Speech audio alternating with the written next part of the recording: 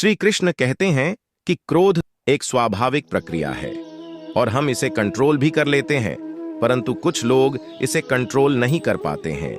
इसके अनेकों कारण होते हैं। तनाव भी गुस्से का एक कारण है।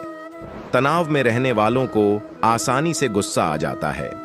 गुस्सा आपकी सेहत के साथ साथ आपके रिश्तों के लिए भी बुरा है। स्पष्ट है कि क्रोध कई बार अच्छी भूमिका में भी होता है। वह हमें शुभ की ओर बढ़ने को प्रोत्साहित करता है। अन्याय के प्रति गुस्सा हमें न्याय के लिए लड़ने को प्रेरित करता है। क्रोध असल में एक गलत समझा गया इमोशन है। वजह यह भी है कि ज्यादातर हम इस भाव का विवेकपूर्ण इस्तेमाल नहीं करते। अरस्तु ने उचित ही लिखा है, गुस्सा करना एक सहज प्रतिक्रिया है, लेकिन सही व्यक्ति पर, सही समय पर, सही मात्रा में और सही मकसद से गुस्सा करना बहुत कठिन है। यही भावनात्मक परिपक्वता का करिश्मा है। थोड़े उकसावे पर तेज गुस्सा या घर का गुस्सा दफ्तर में और दफ्तर का गुस्सा घर में निकालने वाले दोनों जगह तनाव पैदा कर देते हैं और अपना नुकसान कर बैठते हैं।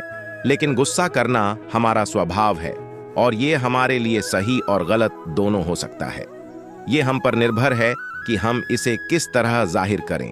क्रोध एक एनर्जी है जिसका हम सही तरीके से अपने किसी काम को पूरा करने में इस्तेमाल कर सकते हैं।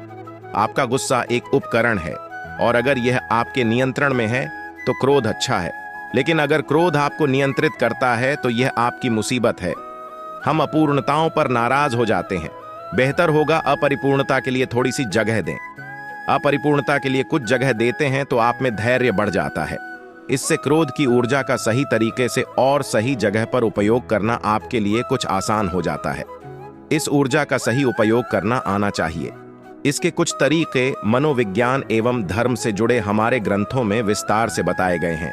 गीता में कृष्ण ने संदेश दिया कि अवसर आवश्यकता के अनुरूप मनुष्य को अपने निर्णय प्रण प्रतिज्ञा में फेरबदल करना चाहिए। इस पर हर हाल में अड़े रहने की जिद अच्छी नहीं।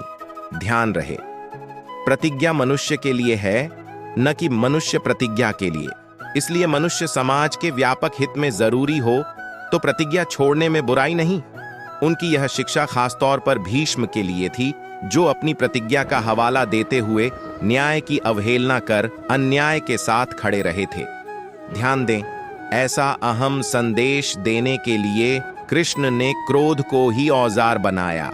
श्री कृष्ण कहते हैं कि क्रोध तब पुण्य बन जाता है जब वह धर्म और मर्यादा के लिए किया जाए, और सहनशीलता तब पाप बन जाती है जब वह धर्म और मर्यादा को बचा न पाए।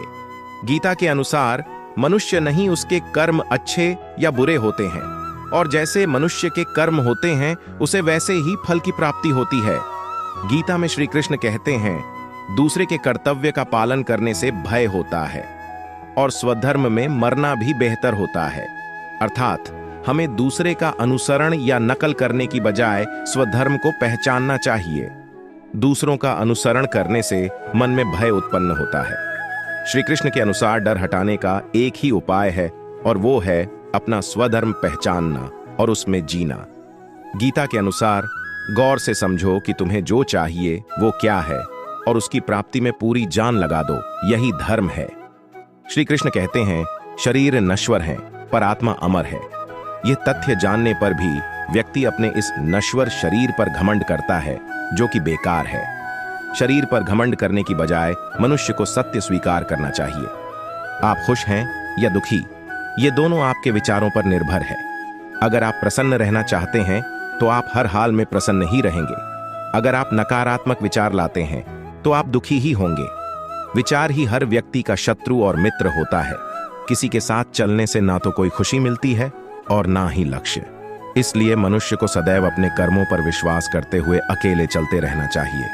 भगवान श्री कृष्ण ने महाभारत युद्ध के दौरान एक बार क्रोधावेश में भीष्म पितामह पर प्रहार हेतु रथ का पहिया उठा लिया। हालांकि युद्ध से पहले उन्होंने हथियार न उठाने की बात कही थी।